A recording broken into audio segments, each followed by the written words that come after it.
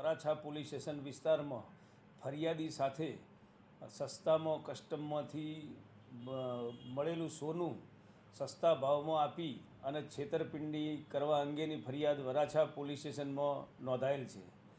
સમગ્ર ઘટનાની હકીકત જોતાં આ કામના ફરિયાદી પાસેથી આરોપીઓએ પોતે ગુનાહિત કાવતરાના ભાગરૂપે આગળિયા પેઢી દર્શાવી અને કસ્ટમમાંથી મળેલું સોનું સસ્તા ભાવે આપવાનું વાત કરી અને ઓછામાં ઓછું 1 કિલો સોનું લેવું પડશે અને એના ઉપર ડિસ્કાઉન્ટ આપી અને ફરિયાદી પાસે 87 લાખ રૂપિયા વરાછા વિસ્તારમાં એક આંગળિયા પેઢીમાં તમે ચૂકવી દો એમ કહી અને એ નાણાંની ચૂકવણી કરાવી અને પોતે સોનું નહીં ચૂકવી અને ફરિયાદીને અન્ય જુદી જુદી જગ્યાએ સોનાની ડિલિવરી માટે મોકલી અને મોબાઈલ ફોન સ્વિચ ઓફ કરી અને નાસી જઈ ગુનો કર્યા અંગેની ફરિયાદ નોંધવામાં આવેલી.